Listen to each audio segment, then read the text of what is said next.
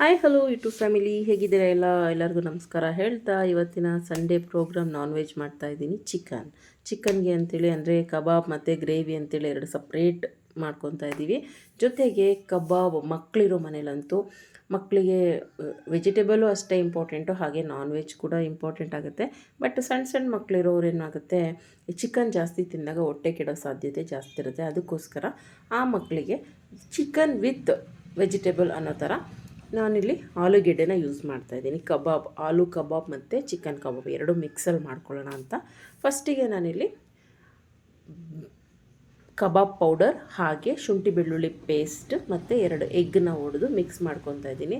ತುಂಬ ಚೆನ್ನಾಗಿರುತ್ತೆ, ಒಂದ್ಸರಿ ಟ್ರೈ ಮಾಡಿ. ಮಕ್ಕಳು ಚಿಕನ್ ಜಾಸ್ತಿ ತಿಂದಾಗ ಹೊಟ್ಟೆ ಕೆಡಿಸ್ಕೊಂಡು ತುಂಬ ಹೊಟ್ಟೆ ನೋವು ಅಂತಾರೆ. ಅದ್ರ ಬದಲು ಬ್ಯಾಲೆನ್ಸ್ಡ್ ಡಯಟ್ ಅಂದರೆ ಈ ಕಡೆ ಸ್ವಲ್ಪ ಚಿಕನ್, ಈ ಕಡೆ ಸ್ವಲ್ಪ ತರಕಾರಿ ಕೊಟ್ಟಾಗ ಏನಾಗುತ್ತೆ, ಮಕ್ಕಳು ಇಷ್ಟಪಟ್ಟು ತಿಂತಾರೆ.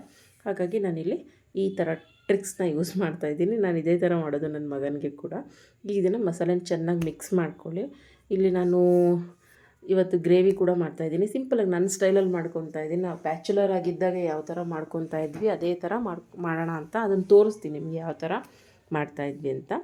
ನೆಕ್ಸ್ಟ್ ಇಲ್ಲಿ ನೋಡಿ, ಈಗ ಮಿಕ್ಸ್ ಮಾಡಿದ್ದೆಲ್ಲ ಆಯಿತು. ಚಿಕನ್ ಕಬಾಬ್ ಮಸಾಲಾಗೆ ಚಿಕನನ್ನು ಆ್ಯಡ್ ಮಾಡ್ಕೊತಾ ಇದ್ದೀನಿ. ಜೊತೆಗೆ ಆಲೂಗೆಡ್ಡೆ ಒಂದು 2-3 ಇದ್ದರೆ ಸಾಕಪ್ಪ. ನೀವು ತುಂಬ ಜನ ಇದ್ದರೆ ಈಸಿಯಾಗಿ ಮಾಡ್ಕೋಬೋದು. ಆಲೂಗೆಡ್ಡೆದು ಕೂಡ ತುಂಬ ಚೆನ್ನಾಗಿರುತ್ತೆ. ಈ ಥರ ನೋಡಿ, ಉಂಡೆ ಆಲೂಗೆಡ್ಡೆನೇ ಬೇಯಿಸ್ಕೊಂಡು ಒಂದು 3 ವಿಷಲ್ ಹಾಕಿಸ್ಕೊಂಡಿನಿ. ತುಂಬ ಬೇಯಿಸೋವಂಥ ಅವಶ್ಯಕತೆಯೇ ಇಲ್ಲ. ಪೀಸ್ ಮಾಡಿ ಆ್ಯಡ್ ಮಾಡಿ ಇದನ್ನು ಚೆನ್ನಾಗಿ ಮಿಕ್ಸ್ ಮಾಡಿ ಒಂದು ಸ್ವಲ್ಪ ಹೊತ್ತು ನೆನೆಯೋಕ್ಕೆ ಬಿಟ್ಟು ಎಣ್ಣೆಗೆ ಕರೆದ್ರೆ ಸೂಪರಾಗಿರೋ ಕಬಾಬು ರೆಡಿ ಆಗುತ್ತೆ. ಮಕ್ಕಳಿಗೂ ಇಷ್ಟ ಆಗುತ್ತೆ. ಇದು ನಾವು ವೆಜಿಟೇಬಲಲ್ಲೂ ಡಿಫ್ರೆಂಟಾಗಿ ಮಾಡ್ಬೋದು ಅಂತ ತೋರಿಸ್ಬೋದು.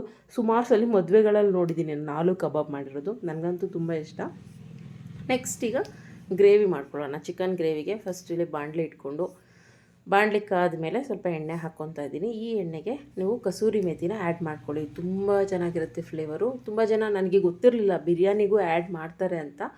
ಆಮೇಲೆ ಗೊತ್ತಾಗಿದ್ದು ಬಿರಿಯಾನಿಗೂ ಕೂಡ ಕಸೂರಿ ಮೇಥಿನ ಆ್ಯಡ್ ಮಾಡ್ತಾರೆ, ಹಾಗಾಗಿ ಆ ಫ್ಲೇವರ್ ಬರುತ್ತೆ ಅಂತ. ವಿಡಿಯೋ ಮಾಡ್ತಾಯಿದ್ದೆ, ತಕ್ಷಣಕ್ಕೆ ಕರೆಂಟ್ ಹೊರಟೋಯ್ತು. ಇನ್ನು ನನ್ನ ಕ್ಯಾಮ್ರಾ ಸ್ಟ್ಯಾಂಡು ಕೂಡ ಹೊರಟೋಯ್ತು. ಸರಿಯಾಗಿ ದಯವಿಟ್ಟು ಯಾರಾದರೂ ವ್ಯೂವರ್ಸು ನನ್ನ ಯೂಟ್ಯೂಬ್ ಚಾನಲ್ನಲ್ಲಿ ನೋಡ್ತಾ ಇರೋರು ಒಂದು ಯೂಟ್ಯೂಬ್ ಸ್ಟ್ಯಾಂಡನ್ನ ಸ್ವಲ್ಪ ಇದ್ದರೆ ಸಜೆಸ್ಟ್ ಮಾಡಿ, ಒಂದು ಒಳ್ಳೆ ಸ್ಟ್ಯಾಂಡನ್ನ ಸಜೆಸ್ಟ್ ಮಾಡಿ ಅಂತ ಹೇಳ್ತಾ, ನೆಕ್ಸ್ಟ್ ಇಲ್ಲಿ ನಾನು ಈರುಳ್ಳಿನ ಹಾಕ್ಕೊತಾ ಇದ್ದೀನಿ. ಚೆನ್ನಾಗಿ ರೋಸ್ಟ್ ಮಾಡ್ಕೊಳ್ಳಿ ಈರುಳ್ಳಿನ. ಅದಾದಮೇಲೆ ಚಿಕನ್ನ ಆ್ಯಡ್ ಮಾಡ್ಕೊಳ್ಳಿ. ಚಿಕನ್ನ ಕೂಡ ಚೆನ್ನಾಗಿ ಮಿಕ್ಸ್ ಮಾಡ್ಕೊಳ್ಳಿ.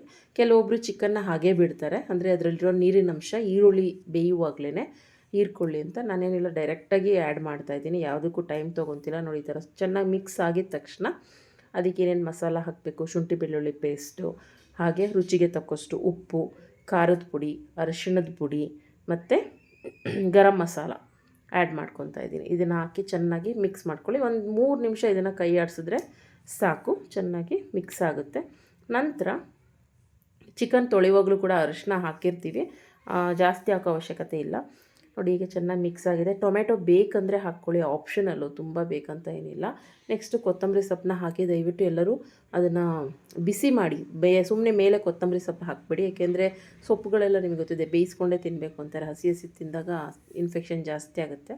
ಸೊ ಹಾಗಾಗಿ ಬೇಯಿಸಿ ನಂತರ ಈ ಕಾರ್ನ್ಫ್ಲೋರ್ ಇರುತ್ತಲ್ಲ, ಕಾರ್ನ್ಫ್ಲೋರ್ನ ಸ್ವಲ್ಪ ನೀರಿಗೆ ಹಾಕ್ಕೊಂಡು ಈ ಥರ ನಾವು ಗ್ರೇವಿಗೆ ಮಿಕ್ಸ್ ಮಾಡಿದಾಗ ನೋಡಿ ಗ್ರೇವಿ ಎಷ್ಟು ತಿಕ್ನೆಸ್ ಆಗಿ ಚೆನ್ನಾಗಿ ಬರುತ್ತೆ. ಒಳ್ಳೆ ಡಾಬಾ ಸ್ಟೈಲ್ ಥರನೇ ಇರುತ್ತೆ, ಸಕ್ಕತ್ತಾಗಿರುತ್ತೆ ಟೇಸ್ಟು.